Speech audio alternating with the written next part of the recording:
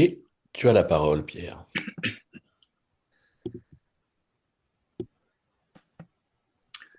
Bienvenue à tous pour cette conférence dont le thème est la grâce. Quelques rayons de la grâce à travers des évangiles. C'est un sujet que j'aime beaucoup et que je traite sous différents aspects, aussi bien dans l'Ancien Testament où la grâce nous est déjà révélée. Il ne faut pas mal comprendre ce verset du premier chapitre de l'Évangile selon Jean. La loi nous a été donnée par Moïse et la grâce et la vérité vinrent par Jésus-Christ.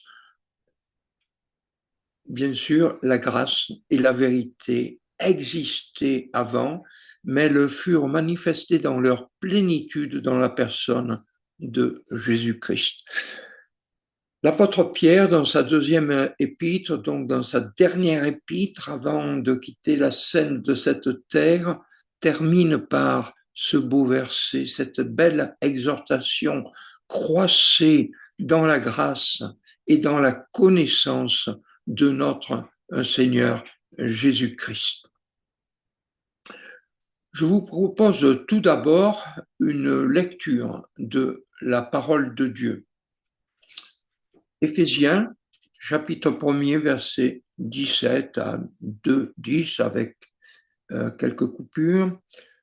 Que le Dieu de notre Seigneur Jésus-Christ, le Père de gloire, vous donne l'esprit de sagesse et de révélation dans sa connaissance, les yeux de votre cœur étant éclairés pour que vous sachiez quelle est l'espérance de son appel et quelles sont les richesses de la gloire de son héritage dans les saints, et quelle est l'excellente grandeur de sa puissance envers nous qui croyons, selon l'opération de la puissance de sa force qu'il a opérée dans le Christ en le ressuscitant d'entre les morts.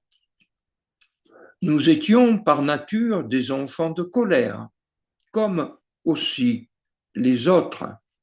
Mais Dieu, qui est riche en miséricorde, à cause de son grand amour dont il nous a aimés, alors même que nous étions morts dans nos fautes, nous a vivifiés ensemble avec le Christ. Vous êtes sauvés par la grâce. Et nous a ressuscités ensemble et nous a fait asseoir ensemble dans les lieux célestes dans le Christ Jésus, afin qu'il montrât dans les siècles à venir les immenses richesses de sa grâce dans sa bonté envers nous dans le Christ Jésus. Car vous êtes sauvés par la grâce, par la foi. Et cela ne vient pas de vous, c'est le don de Dieu, non pas sur le principe des œuvres afin que personne ne se glorifie, car nous sommes son ouvrage, ayant été créés dans le Christ Jésus pour les bonnes œuvres que Dieu a préparées à l'avance afin que nous marchions en elles. Je désire néanmoins faire un petit avertissement. Quelques-uns pourraient penser que le mot grâce implique que Dieu passe par-dessus le péché.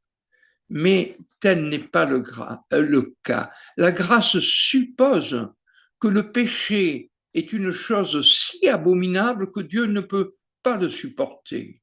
S'il était au pouvoir de l'homme, après avoir fait le mal, de redresser ses voies et de corriger sa propre nature, de manière à pouvoir se tenir devant Dieu, il n'y aurait nul besoin de grâce. Le fait même que le Seigneur agit en grâce démontre que le péché est une chose si affreuse, que l'état de l'homme est absolument ruiné et sans espoir parce qu'il est un pécheur et que rien, sinon la libre grâce ne pourra répondre à son besoin. J'ai cité La vraie grâce de Dieu dans laquelle vous êtes de John Nelson Darby. C'est un traité remarquable que je me permets de vous recommander. Ainsi, pour traiter ce sujet, j'ai choisi une forme inhabituelle et j'aimerais que vous entriez avec moi dans ce jeu rhétorique, si vous voulez, pour appréhender sous un angle un peu différent la grâce de Dieu dans l'Évangile. Ce procédé rhétorique est utilisé par le Seigneur lui-même dans la parabole des talents et des mines et d'une façon encore plus précise dans le récit de Luc 16, où le mauvais riche discute avec Abraham depuis le Hadès. Pour montrer ce qui se passera au temps de la manifestation de toutes choses. Qu'il soit bien clair que les relations avec les morts sont interdites dans la parole de Dieu. Ceci étant dit, je vous propose d'anticiper ce que pourraient être les conversations célestes au jour où nous serons pour toujours avec le Seigneur. Et donc, je vous demande d'entrer avec moi dans ce jeu de l'imaginaire, un imaginaire qui a, vous le constaterez, un fondement biblique. En pensée, quittons pour un moment notre zoom pour entrer par la foi dans les parvis de la grâce. Et là, nous allons rencontrer 5 personnages. Judith, Sarah, Emma, Lazare et aussi le propre juste, pardon. Bien évidemment, ce sont des noms que j'ai attribués et qui n'existent pas dans la parole de Dieu. Donc nous entrons ensemble au ciel et voilà un cantique qui est chanté. Qui sont ces gens aux radieux visages que par-delà les flots tumultueux, je vois là-bas sur le rivage s'assembler pour monter aux cieux? Ce sont des rois, jadis pauvres esclaves, dont Jésus-Christ a fait tomber les fers. Libres enfin de leurs entraves, ils vont régner sur l'univers. Aux jours mauvais, aux heures solennelles, pendant l'épreuve ou la tentation, toujours ils restèrent fidèles à leur noble vocation. Qu'ils sont heureux! L'épreuve est terminée, du triste mal, ils ne souffriront plus, et désormais leur destinée, c'est de régner avec Jésus, des palmes à la main, et couronnés de gloire, ils vont chantant le cantique nouveau, heureux qui par la foi remportent la victoire, lavés dans le sang de l'agneau. Et voilà un autre cantique encore. Oh, quel beau jour où devant ta face tout est racheté apparaîtront en célébrant ta gloire et ta grâce. De nos chants, les yeux retentiront, nombreux comme le sable des plages. Oh, c'est tellement beau quand nous arrivons là-haut, aussi nombreux que le sable des plages.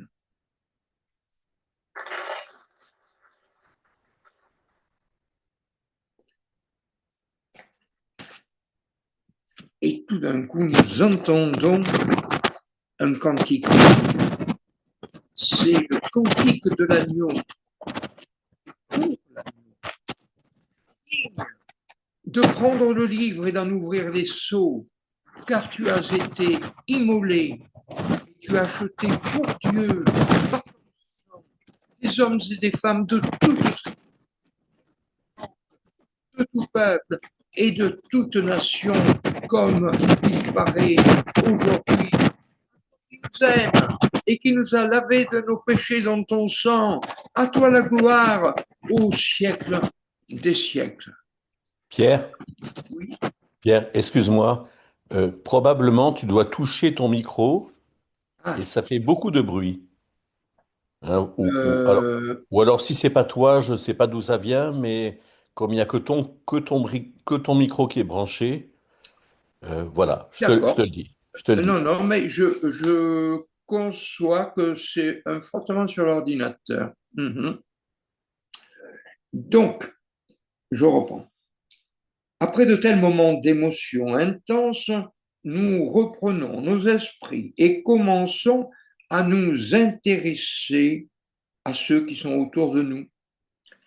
Et si nous faisions un peu connaissance, je repère un trio de femmes qui ont chanté de tout leur cœur le cantique nouveau. Je m'approche. Bonjour, Pierre de Saint-Julien en Saint-Alban, en France. Bonjour, Judith de Jérusalem. Bonjour, Sarah de Galilée. Bonjour, Emma de Phénicie. Ah, vous venez donc du même coin, au Proche-Orient? J'aimerais bien faire un peu plus connaissance avec vous et comprendre pourquoi vous chantiez avec une telle ferveur. Je dois reconnaître que vous avez de belles voix.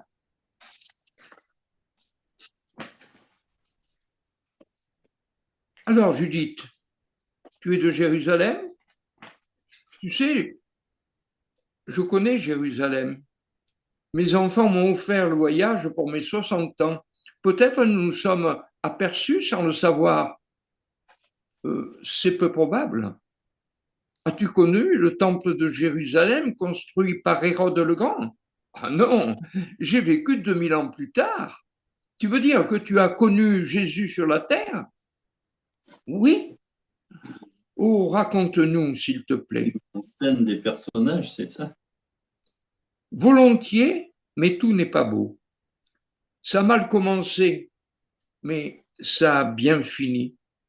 J'étais marié à un homme qui n'était pas mauvais en soi, mais qui n'avait jamais de temps pour moi. J'étais toujours seul et de plus, ses réponses brusques me blessaient parfois. À côté de chez nous, il y avait un homme très gentil, très religieux, doux et avenant, toujours prêt à rendre service. Comme il travaillait de nuit, il était souvent libre pendant la journée et ce qui devait arriver arriva. Par sa gentillesse, il m'a apprivoisé, puis séduite et un jour, j'ai accepté de me donner à lui. Vous imaginez les réticences de ma conscience, mais le pire était encore à venir. Le rêve fugace d'être aimé, de trouver quelqu'un qui s'intéresse à moi, se transforma rapidement dans le plus affreux des cauchemars. Figurez-vous que d'un seul coup, la porte s'est ouverte et que plusieurs chefs religieux orthodoxes sont arrivés dans la chambre. Pétrifié, je réalise que j'ai tout perdu d'un coup. Ils jettent une tunique sur ma nudité et m'emmènent de force avec eux. Je connais la loi. Une seule chose m'attend, la lapidation. J'ai fait tout faux, j'ai tout gâché, tout perdu, tout est fini. Ils m'amènent au temple, je cache mon visage dans mes mains. J'entends les gens outrés qui disent à haute voix, à mort, lapidez-la. Puis on me jette par terre devant un homme que les chefs religieux appellent respectueusement maître, enseignant. Il est encore très jeune et je ne comprends pas que ce soit de cet inconnu que dépend ma vie. Pourquoi serait-il le représentant de la loi? Quel poids peut-il avoir? Il semble être absent, lointain. De son doigt, il écrit quelque chose par terre, comme s'il était étranger au drame qui se déroule. Les chefs religieux insistent. Moïse nous a commandé de lapider de telles femmes. Toi donc, que dis-tu? Alors, il relève la tête et donne l'ordre de l'exécution. Que celui de vous qui est sans péché jette le premier la pierre contre elle. Tout est fini. Tremblante et hébétée, j'attends le choc de la première pierre, espérant qu'elle m'arrachera d'un coup à cette vie de souffrance. Mais rien ne vient. Je regarde sous mon coude. Tous mes accusateurs s'en vont, un à un. Qu'est-ce qui se passe? Et me voilà toute seule devant l'homme qui pourtant a ordonné mon exécution.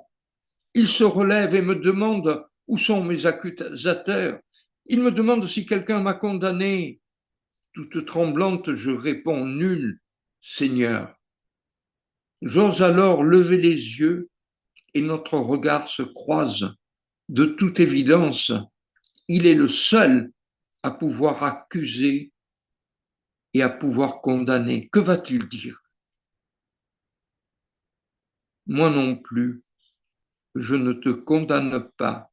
Va, dorénavant, ne pêche plus. Son regard, ses paroles ont fait basculer mon existence pour toujours. Je méritais la mort. Il m'a offert la vie, une nouvelle vie. Voilà pourquoi je suis ici comme un témoin de sa grâce. Voilà pourquoi je chante avec tant de ferveur. Merci beaucoup, Judith. Je suis bouleversé par ton témoignage. Une dernière question. Est-ce que tu as un cantique préféré? Oui, c'est le 106 des trésors de l'enfance et de la jeunesse. La grâce, un océan sans fond. La grâce, un fleuve très profond, dont les eaux salutaires coulent à flot du calvaire. Pour moi, nous retiendrons, moi non plus, je ne te condamne pas. Va dorénavant, ne pêche plus. Et toi, Sarah, quelle est ton histoire? Je crois savoir qui tu es.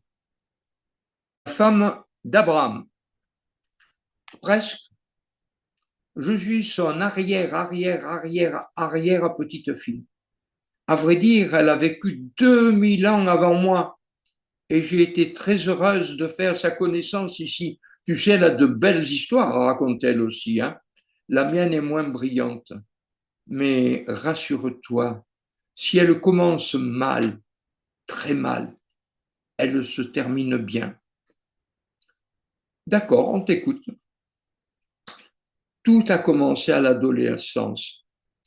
J'avais un copain libertin et j'ai perdu ma virginité très tôt, passant d'un ami à un copain, d'un lit à l'autre.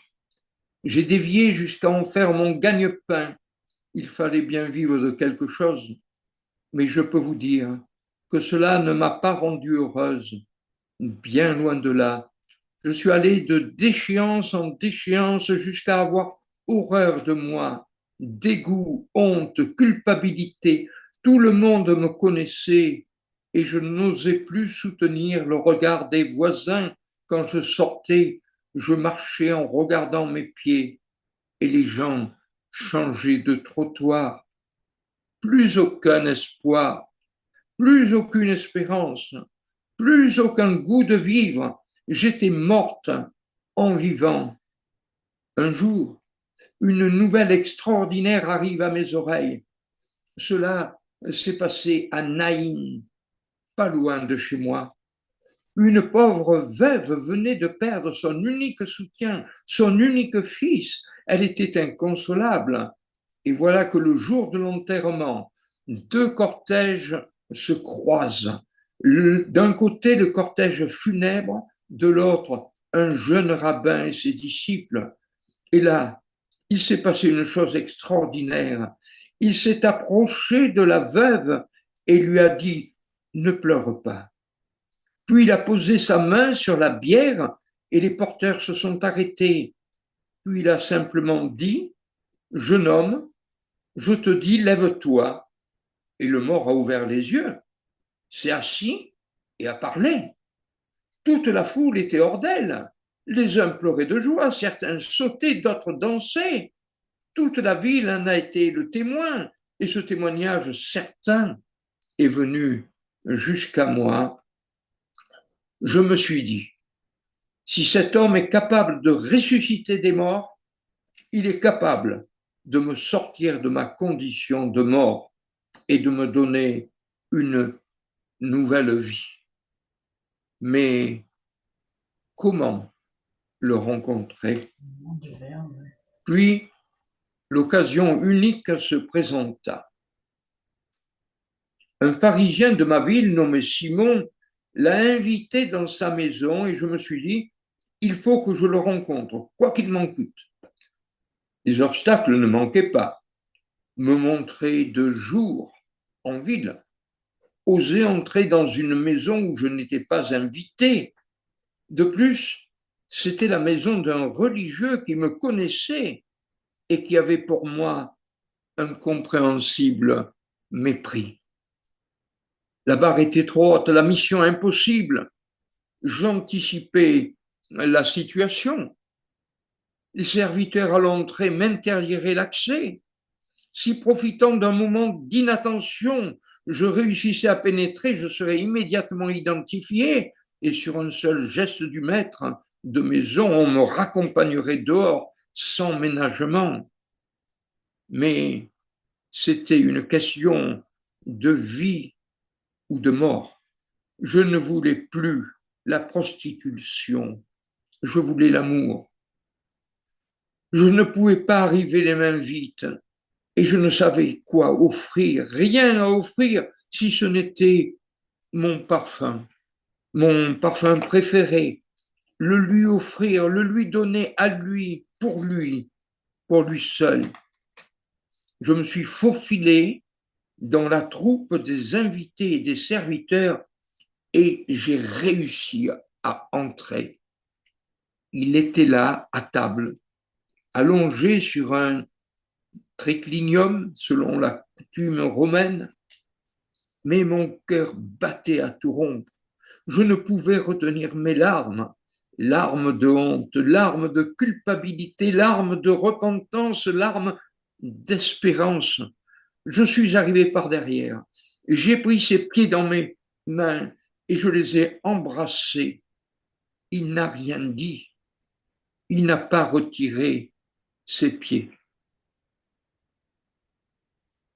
Je les ai arrosés de mes larmes, je les ai essuyés avec mes cheveux, je les ai oints avec le parfum, avec tout le parfum. Un silence glacial a envahi la maison, tous me regardaient, mais je ne voyais personne. J'étais seulement aux pieds de Jésus. Puis il prit la parole et s'adressa à Simon pour lui faire quelques remarques. Il disait que j'avais fait ce que lui n'avait pas fait, qu'il aurait dû faire, de la même manière qu'il avait lu les reproches dans le cœur de l'homme religieux, il avait lu dans mon cœur ma détresse, ma repentance, mon espérance, la reconnaissance, puisqu'il ne m'avait pas rejeté. Puis il a dit, ses nombreux péchés sont pardonnés, car elle a beaucoup aimé.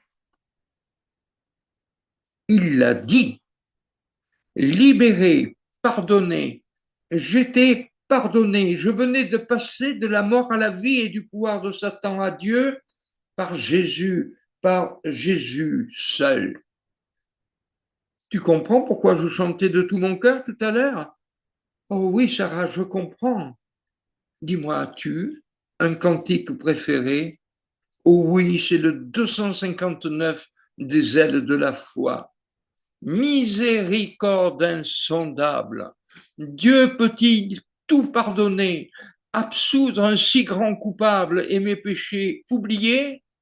Jésus, je viens à toi tel que je suis, je viens à toi. Jésus, je viens à toi tel que je suis. Prends-moi. Alléluia, plus de doute, mon péché m'est enlevé du ciel. J'ai connu la route, j'y suis pour l'éternité. Jésus, qu'à toi, ô cher Sauveur, soit tout respect, suprême honneur. Jésus, merci de tout mon cœur pour un si grand bonheur. Nous retiendrons ses nombreux péchés sont pardonnés car elle a beaucoup aimé. Quittons la Galilée pour monter encore plus haut, en Phénicie, dans le Liban actuel. À toi, Emma, nous t'écoutons. Tu es aussi d'Israël? Non, pas du tout. Je suis une descendante de ceux qu'Israël aurait dû exterminer lorsque, à cause de nos iniquités, Dieu avait décidé de nous détruire entièrement. Je suis cananéenne. Une cananéenne au ciel? Oui, et je ne suis pas la seule. Je me suis longtemps entretenue avec Ruth la Moabite. Bien qu'ayant des origines différentes, son peuple était aussi sous le jugement de Dieu. Mais la grâce. Emma, s'il te plaît, tu peux nous raconter tout dès le commencement? Oh oui, bien sûr. J'habitais en Phénicie et le contexte païen m'avait habitué aux pratiques idolâtres et à l'occultisme. C'est ainsi que ma fille fut un jour possédée par un démon qui la faisait cruellement souffrir. Il y avait bien des exorcistes dans notre peuple, mais ils étaient en même temps sorciers et on ne savait jamais à qui on avait affaire. Ce qui est sûr, c'est que ma fille était possédée et que personne ne pouvait la délivrer. L'horreur. Un jour, une nouvelle surprenante se répandit dans toute la Syrie. Dieu avait suscité en Israël un grand prophète qui faisait des miracles extraordinaires. Il guérissait les paralytiques, il chassait les démons. On disait même que c'était le Messie, le fils du grand roi David. J'ai vite compris que la délivrance ne pouvait venir que de lui. Mais comment le rencontrer? Un matin, un homme passe dans le village en criant « Jésus, le prophète d'Israël, est dans la région de Tyr et Sidon. » Mon sang n'a fait qu'un tour et je suis parti, tel que j'étais, pour supplier le prophète d'intervenir. Après une longue recherche, je l'ai trouvé. Mais il y avait tout plein de personnes autour de lui. Alors je me suis mis à crier « Aie pitié de moi, Seigneur, fils de David!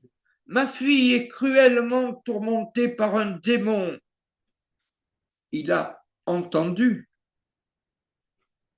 mais il n'a pas pris en compte ma requête. Alors je me suis tourné vers ses disciples, mais ils me disaient de me taire. Et comme je continuais à crier, ils allèrent demander à Jésus de me renvoyer. J'en ai profité pour les suivre, et là je me suis prosterné à ses pieds, disant « Seigneur, viens à mon secours. » Cette fois, il me répondit, mais sa réponse me fit très mal. Le pain, la nourriture qu'apportait le prophète était exclusivement pour les enfants d'Israël et ne devait pas être donné aux petits chiens. J'ai vite compris que je n'étais qu'un de ces petits chiens qu'on écarte du revers du pied. C'était vrai. Je n'avais droit à rien, ni moi, ni ma fille. Il était un prophète d'Israël. Je n'étais qu'une femme cananéenne. Mais ce dont le droit me privait, la grâce me l'a donné. Alors je lui ai dit, pourtant, Seigneur, même les petits chiens accèdent à la table de leur maître et personne ne leur dispute les miettes qui tombent de la table. N'y aurait-il pas aussi une petite miette pour moi? Alors il m'a dit, femme, ta foi est grande, qu'il te soit fait comme tu veux. J'ai remercié le Seigneur et je suis reparti en paix joyeuse, certaine de la guérison de ma fille. Quand je suis arrivé, elle a couru à ma rencontre en disant, je suis délivrée, je suis délivrée. Alors je lui ai parlé de tout ce que j'avais pu apprendre sur le fils de David. Ma rencontre avec le Seigneur ne peut trouver de meilleure expression que la belle parole que Ruth prononça jadis à Boaz.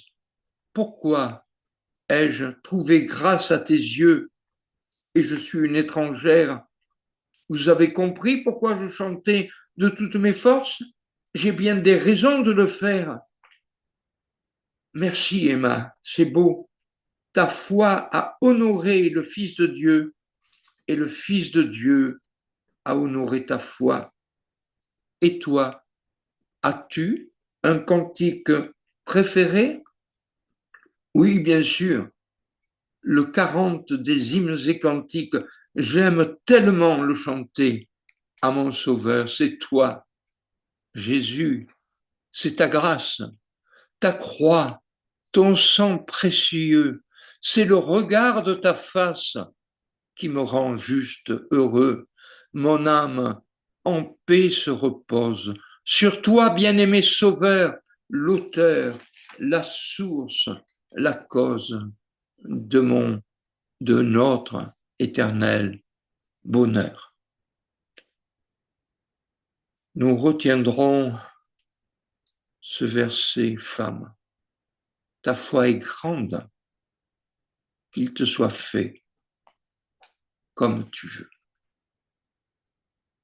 Merci Judith, merci Sarah, merci Emma.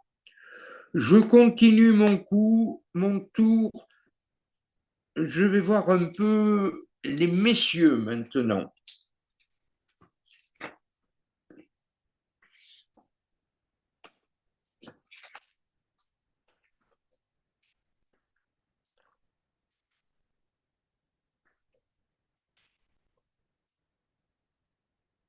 Bonjour monsieur.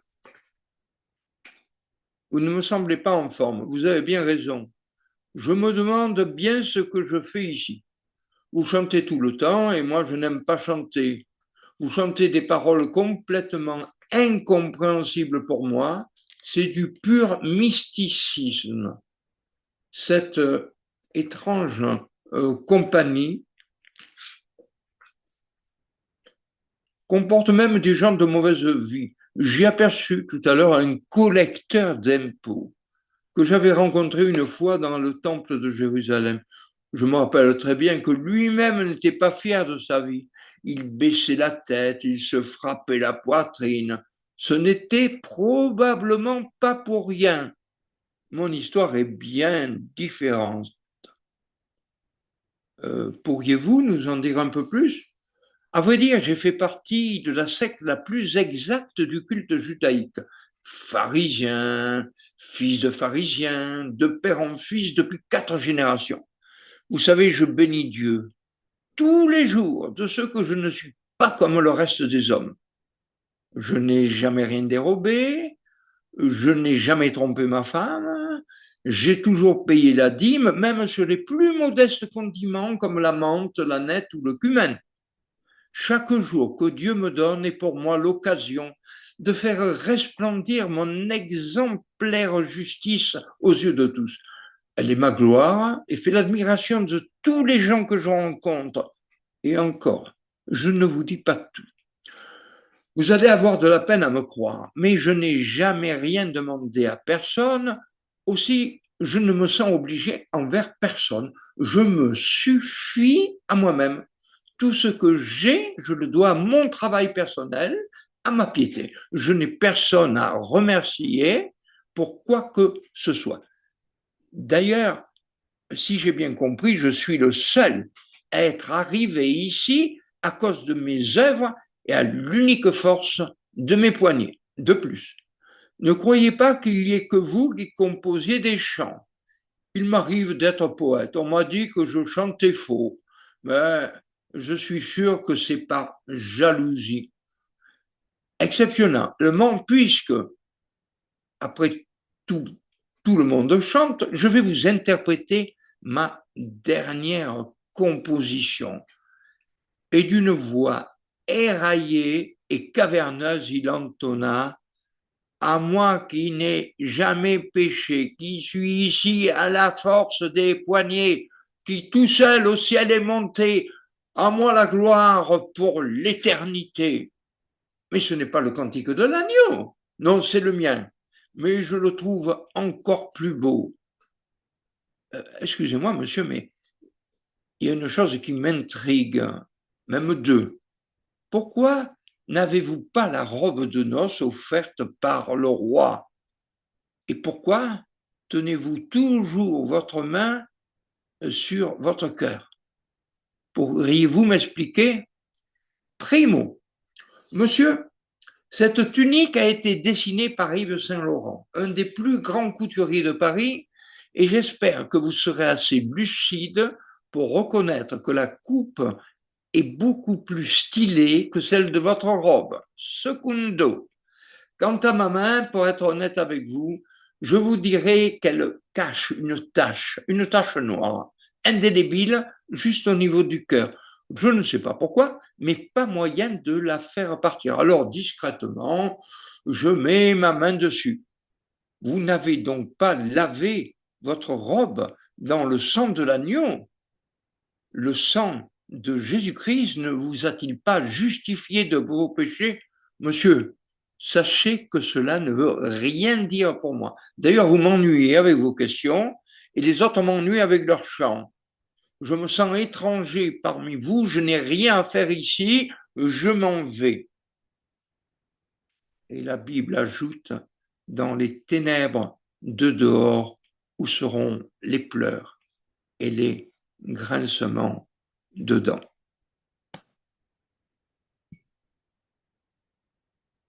Oui, il n'y a pas de juste, pas même un seul. Tous ont péché et ne peuvent parvenir à la présence glorieuse de Dieu. Dans la sainte cité, il n'entrera aucune chose souillée, mais seulement ceux qui sont écrits dans le livre de vie de l'agneau. Cité d'or, ô ville sainte, qui foulera tes parvis? Qui dans ta céleste enceinte près de Dieu peut être admis? Le pécheur de ses souillures dans le sang de Christ lavé, seul franchit tes portes pures. Il est saint, il est sauvé. Rempli de sainte allégresse, en tes murs il entrera, de Jésus, de sa tendresse, à jamais il jouira. Il contemplera la gloire du saint agneau mis à mort, il chantera sa victoire dans un éternel transport. Gloire à celui qui nous aime, à lui force et majesté, à Jésus gloire suprême jusque dans l'éternité. Nous retiendrons, tous les hommes ont péché et ne peuvent parvenir par leurs propres efforts à la gloire de Dieu, à la présence de Dieu. Voyons. Ah, ce monsieur là-bas, il est rayonnant celui-là. Et il chante toujours tourné vers le Seigneur. Bonjour, excusez-moi de vous interrompre. Pierre de Saint-Julien. Bonjour, Lazare de la région de Jérusalem. Je suis sûr que vous avez entendu parler de moi. Bien sûr, vous êtes le frère de Marthe et de Marie. Ah non, pas du tout. Je suis un brigand et Lazare n'était pas un brigand. Attendez. Si même un pharisien vertueux n'a pas de place au ciel, je ne pense pas que ce soit la place des brigands. Vous vous trompez, nous sommes nombreux au ciel, mais je ne vous ai pas tout dit. J'ai bien été un brigand, j'étais sur le point de mourir, mais Jésus m'a donné la vie. Vous attisez ma curiosité, dites-moi tout. Comme tout le monde dans la région, je suis d'une famille juive et j'ai suivi une formation biblique. J'ai fait ma bar mitzvah, c'est-à-dire pour devenir fils du commandement. Mais à l'adolescence, j'ai commencé à avoir de mauvaises fréquentations. J'étais plutôt du genre anarchique et j'ai rapidement laissé tomber la religion et la loi. Je partageais les positions des zélotes et chaque fois que je pouvais, je m'opposais au pouvoir romain. J'avais deux amis. Un s'appelait Barabbas et l'autre Josias. Le plus méchant, c'était Barabbas. Son nom signifie fils du père.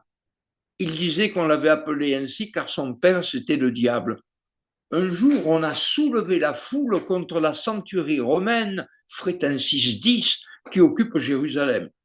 Cela a été très violent, au point que Barabbas a tué un soldat romain. Je ne vous dis pas la suite. Finalement, on s'est tous retrouvés en prison. Je me suis retrouvé avec Josias dans une cellule et ils ont placé Barabbas dans une cellule d'isolement car ils avaient repéré que c'était lui le meneur. Dès le début, on a compris que Barabbas serait crucifié. Quant à nous, nous avions une chance sur deux. Suivant la clémence du juge, mais il n'y avait pas beaucoup à espérer. Notre prison était à proximité du palais du gouverneur romain. Peu de temps après notre incarcération, il y a eu un tumulte extraordinaire. Par la petite lucarne, à 2 mètres de hauteur, on entendait des cris. Josias m'a fait la courte échelle et j'ai entendu des gens qui criaient Barabbas, Barabbas.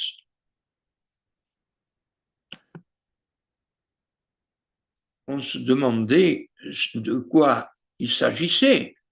Et puis, tout d'un coup, j'ai compris que c'était la fin pour lui. Dans quelques minutes, cela pouvait être aussi notre tour. J'ai partagé mes craintes avec Josias. Puis, tout doute nous fut ôté. Ils hurlaient maintenant, crucifie, crucifie-le. Atterrés, nous sommes restés longtemps prostrés, sans échanger un mot. Environ 1 heure après, 2 soldats sont entrés dans notre cellule et nous ont dit « Soyez courageux, les gars, vous allez être crucifiés. » Ce fut comme un coup de massue. Assis sur notre banquette, nous sommes restés hébétés, la tête entre les mains. Un silence de mort a plané pendant 1 minute, puis l'ordre. Ça suffit, debout. On nous lit et on nous amène dans une grande pièce où le centurion chargé de l'exécution nous attendait avec sa troupe. Mais où est donc Barabbas? Je me renseigne. Le centurion me dit qu'il vient d'être libéré. Libéré, lui, le meneur, lui, le criminel, libéré, et nous que l'avions suivi bêtement crucifié? Ah, elle est belle la justice humaine. C'est le plus coupable qu'on libère. Je ne saurais décrire ma colère et ma haine. Je blasphémais, je maudissais tout le monde. Mais déjà les soldats, avec leur fouet redoutable, ordonnaient « La ferme et porte ta croix ». Il n'y avait plus rien à dire. Arrivé au lieu du supplice, on cloua avec violence nos mains et nos pieds sur des croix qu'ensuite on éleva. J'ai cru que mes mains se déchiquetaient lorsqu'on releva la croix et qu'elle tomba dans son trou. J'hurlais de douleur, je blasphémais, puis je vis à mes pieds un autre condamné. On lui avait réservé la place centrale entre Josias et moi. Le dos en sang, agenouillé par terre, il priait. J'ai demandé, c'est qui celui-là? C'est le remplaçant de Barabbas. Le remplaçant de Barabbas, c'était finalement de lui qu'on avait réclamé la mort. Mes pensées se bousculaient dans ma tête. Quelqu'un de pire que Barabbas, son remplaçant, mais il n'était pas avec nous lors du crime. Pourquoi sa condamnation avait-elle permis à Barabbas d'être libéré? J'entendais les gens qui disaient « C'est Jésus, le prophète ». C'est injuste. Même Pilate a dit « Je n'ai trouvé aucun crime dans cet homme. Venez voir, il va faire un miracle. Il a dit qu'il était le Fils de Dieu. Je suis sûr qu'il va descendre de la croix devant tous et confondre ses ennemis. » La cruelle souffrance du crucifixion, la difficulté de respirer ne purent m'empêcher de crier la haine qui remplissait mon cœur devant ces gens impassibles venus assister à un spectacle.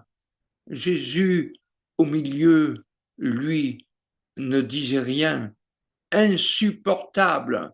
J'ai joint ma voix à celle des représentants du haut tribunal juif. Si tu es fils de Dieu, descends de la croix. Josias encore plus remonté que moi criait en l'insultant, sauve-toi toi-même et nous aussi. Mais Jésus ne répondait pas même un mot.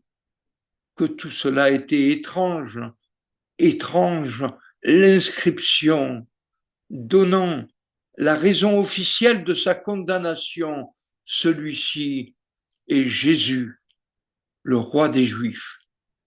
N'importe quoi. Étranges les mots qu'il avait dits lorsque les horribles clous entraient dans ses chairs. Père, pardonne-leur, car ils ne savent ce qu'ils font. Il appelait Dieu son Père. À la place de la vengeance, il sollicitait le pardon. Étrange. Le regard de Jésus, son visage montrait tant de souffrance et son regard montrait tant d'amour. C'était un peu comme s'il me disait « Ce n'est pas bien ce que tu fais, mais je t'aime quand même. » Je fus alors bouleversé, tout vacilla dans ma tête. Fils de Dieu, roi des Juifs, juste, pas de crime. J'avais devant moi un homme parfait dont la gloire morale rayonnait sur le fond sombre d'une humanité injuste et méchante, une humanité coupable pour laquelle il sollicitait le pardon. Trop, c'était trop. Je repris Josias. Tu ne crains pas Dieu, toi? Tu es sous le même jugement. Et pour nous, nous y sommes justement, car nous recevons ce que méritent les choses que nous avons commises, mais celui-ci n'a rien fait qui ne se dût faire. Je ne parlais plus, mais quelle agitation dans mon âme. Oui, peut-être, non, pas possible. Puis la tempête cessa, la conviction l'emporta. Cet homme était ce qu'il disait être, le roi des Juifs, le Messie d'Israël, le sauveur du monde. Il était là uniquement par amour, pour se substituer au coupable. Il était là non seulement pour remplacer Barabbas, mais aussi pour me remplacer, pour payer à Dieu la dette de nos péchés, l'immense dette de mon péché. Un tel homme ne pouvait pas être retenu par la mort. Un jour, certainement, il serait le roi de l'univers. Je compris confusément que mon salut ne dépendait que d'un regard de foi vers lui. Alors j'ai regardé, je l'ai regardé, et je lui ai dit, souviens-toi de moi, Seigneur, quand tu viendras dans ton royaume.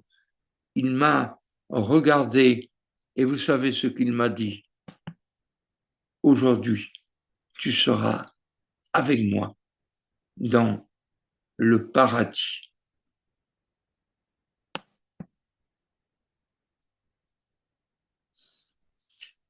Torrent d'amour et de grâce, amour du Sauveur en croix. À ce grand fleuve qui passe, je m'abandonne et je crois. Je crois à ton sacrifice, ô Jésus, agneau de Dieu, et couvert par ta justice. Je suis là, dans le Saint Dieu. Oui, Jésus éprouve à mon égard et exerce envers moi le même amour que lorsqu'il est mort pour moi sur la croix. Oui, le Fils de Dieu m'a aimé et s'est livré lui-même pour moi. Qu'est-ce que tu faisais tout à l'heure, Lazare? Eh bien, je louais le Seigneur en chantant Rédempteur du monde. Tu connais? Oui, oui, je l'ai appris en Suisse lors d'un camp. Rédempteur du monde, Jésus-Christ, Fils de Dieu, ta joie et ta paix m'inondent, toi, l'agneau venu des cieux, Rédempteur du monde. Pour moi, tu fus crucifié, ton amour, ta grâce abonde, ô glorieux ressuscité. Heureux dans la gloire, je peux voir ta face, toujours là, sous ton regard, sauvé par ta grâce. Merci, notre Père, d'avoir donné ton Fils Jésus. Reçois notre prière, la louange qui t'est due. Nous retiendrons, Jésus offre un salut complet et immédiat, gratuitement, à quiconque se repent et croit. La grâce dans l'Évangile, tel était le thème. La grâce trouve un chemin à travers toutes les impossibilités. La miséricorde divine ne nous donne pas ce que nous méritons. La grâce divine nous offre et nous donne ce que nous ne méritons pas. Oui, la grâce, c'est enfin comprendre que si nous ne méritons rien, Dieu nous donne tout et que jamais, jamais, nul ne pourra nous ravir de la main du Fils ni de la main du Père. Il vient, Seigneur Jésus, le jour où, dans la gloire, nous serons par toi-même au Père présentés, alors tu jouiras du fruit de ta victoire, entouré de tes rachetés. Tes saints, glorifiés, ton épouse parée, aux noces de l'agneau, tu les introduiras, et les faisant asseoir aux places préparées, t'avançant, tu les serviras. Au céleste parvis, terme de notre attente, où dès l'éternité tu voulais des humains, nous pourrons contempler ta beauté ravissante et les blessures de tes mains. Quand de la grâce immense on verra les richesses, trésors illimités dont rien ne passera, la gloire, sceau divin de toutes les promesses, en toi, Jésus resplendira. Gloire éternel à Dieu. Gloire à toi, Fils du Père. Gloire à toi, Fils de l'homme. À toi, l'agneau de Dieu. Seigneur, fais dans les tiens briller sur cette terre quelques reflets du très saint Dieu. Nous retiendrons que le salut est un don de Dieu, que la vie chrétienne est une vie de liberté, que la grâce nous amène à la sainteté. Avançons donc en attendant le Seigneur, en marchant à sa gloire et en répandant quelques rayons de sa grâce. Oui, un jour proche maintenant, nos yeux contempleront sur sa face adorable du Sauveur, de l'époux, la suprême beauté, et nous pourrons alors sonder le mystère insondable de sa grâce sans borne et de sa charité. Oui, que cette grâce du Seigneur Jésus-Christ soit avec tous les saints.